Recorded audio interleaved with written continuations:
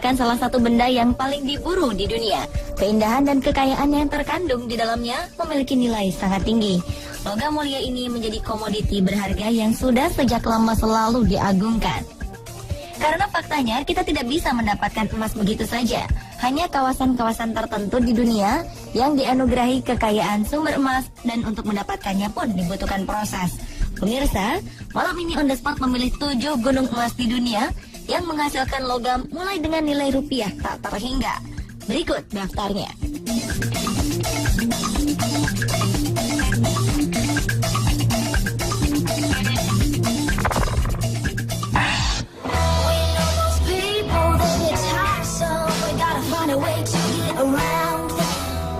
Gunung emas pertama adalah tambang Grasberg atau yang lebih dikenal dengan tambang Freeport di Papua. Tambang Grasberg merupakan tambang emas terbesar di dunia dan tambang tembaga terbesar ketiga di dunia. Operator yang menangani tambang ini adalah PT Freeport Indonesia yang merupakan anak perusahaan dari Freeport McMoran Copper and Gold yang berbasis di Amerika Serikat. Mereka menguasai sebagian besar saham, sementara pemerintah Indonesia hanya memiliki kurang dari 10% saham, yakni 9,1%. 2013 lalu, Freeport menginvestasikan dana sebesar 35,7 triliun rupiah untuk 5 tahun ke depan. Dalam per tahunnya, mereka mengeluarkan biaya rata-rata sekitar 7,15 triliun rupiah. Mereka menargetkan bisa memproduksi sekitar 240 ribu ton biji setiap harinya.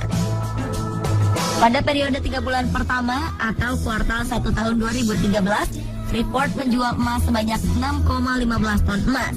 Jumlah ini menurun dari penjualan emas dalam periode yang sama jika dibandingkan dengan periode yang sama pada tahun sebelumnya yang mampu menjual 8,3 ton emas.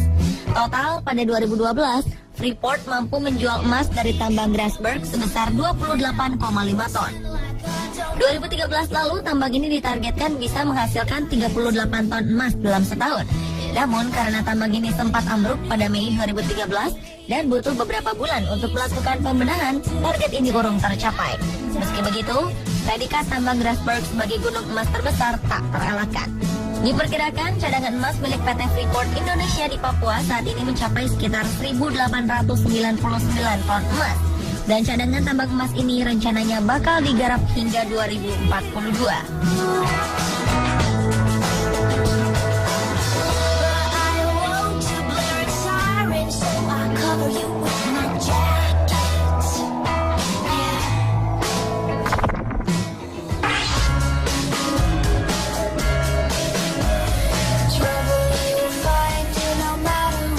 Selanjutnya adalah tambang Yanacocha yang berada di Peru.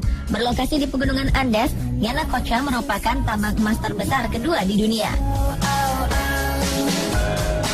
Berlokasi di pegunungan Andes, Yanacocha merupakan tambang emas terbesar kedua di dunia dan terbesar di Amerika Latin. Sejak dibuka pada 1993, ada 3 lahan tambang aktif di Yanacocha.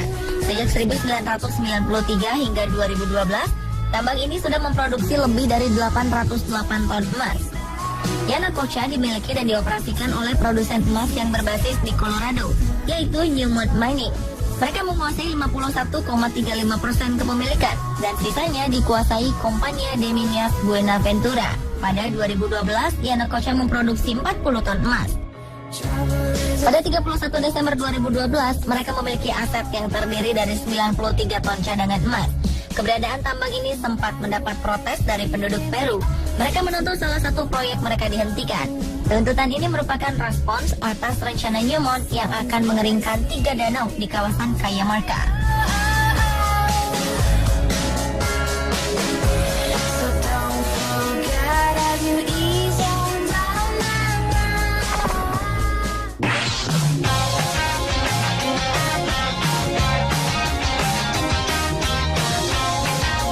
Kembali ke tanah air, Indonesia punya tambang emas lainnya, yaitu tambang emas di Gunung Pongkor, Bogor, Jawa Barat.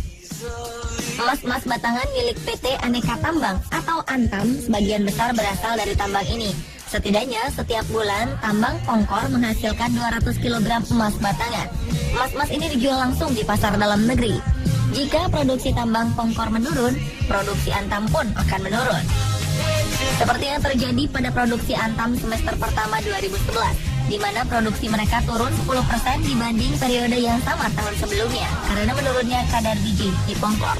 Kawasan tambang emas ini berada di wilayah Taman Nasional Gunung Halimun, Salak, Bogor. Tambang Pongkor ini diperkirakan memiliki usia tambang hingga 2019 dengan cadangan dan sumber daya logam emas diperkirakan sebesar 41 ton. Keberadaan emas di Pongkor ditemukan oleh unit Geomint pada 1981 dan mulai produksi pada 1994 setelah izin dikeluarkan pada 1992.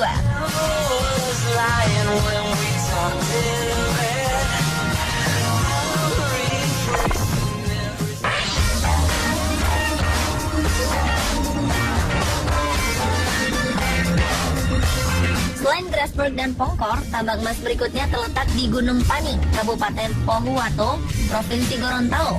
Tambang ini dikelola oleh PT J Resources Asia Pasifik Terbuka lewat anak perusahaannya PT Puncak Emas Gorontalo atau PEG. Mereka bekerja sama dengan Koperasi Unit Desa Dharma Tani Marisa terkait penganggaran lahan tambang seluas 100 hektar tanah milik KUD yang lokasinya berada di tengah-tengah lahan tambang milik PEG seluas 7.000 hektar di Gunung Pani. Pengembangan tambang selanjutnya dilakukan oleh dua anak perusahaan J Resources lainnya. PT Gorontalo Sejahtera Mining mengelola 7.000 hektar milik PEG dan perusahaan patungan atau joint venture antara PEG dan KUD menggarap 100 hektar milik KUD. Pada kuartal pertama tahun 2014, J Resources berhasil memproduksi emas 1,3 ton emas atau 63% dari jumlah produksi 2013. Tahun ini mereka menargetkan bisa memproduksi 6,5 ton emas.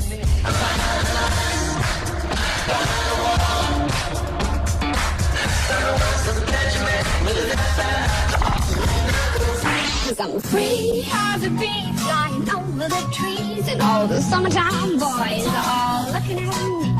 Tambang emas berikutnya berada di atas Gunung Round Mountain.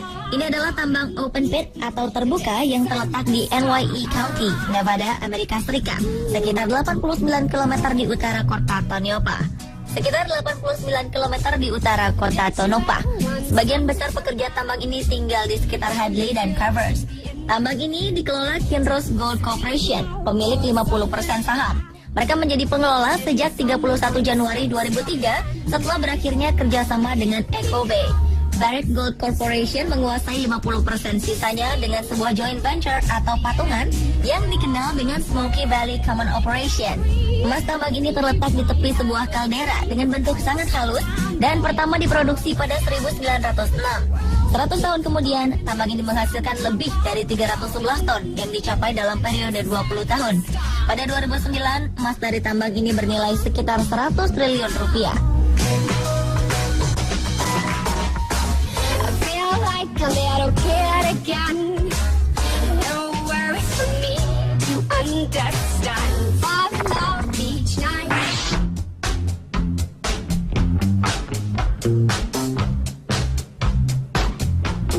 Negara bagian Nevada masih punya tambang lainnya, yaitu tambang Cortez. Tambang ini tercatat sebagai salah satu yang terbesar di dunia. Tambang di pegunungan Cortez ini dikelola oleh Barrick Gold Corporation. Tambang terbuka dan juga bawah tanah ini mulai dioperasikan pada 1862 dengan tembaga sebagai produk utama pada era 1930-an hingga 1940-an. Tambang emas baru dibuka pada 1968 dan dihentikan produksinya pada 1976. Tambang emas kembali dibuka pada awal 1980-an. Pada periode 1998 hingga 2005, tambang ini menghasilkan lebih dari 31 ton emas per tahunnya. Pada kuartal pertama 2013, Cortez menghasilkan 10 ton emas. Bedanya, emas hasil tambang ini dinilai memiliki kadar lebih tinggi, sehingga dihargai lebih mahal. Dengan potensi emas yang menjanjikan, berbagai fasilitas dibangun untuk mengembangkan tambang ini. Tambang Cortez diperkirakan akan hidup hingga 2025.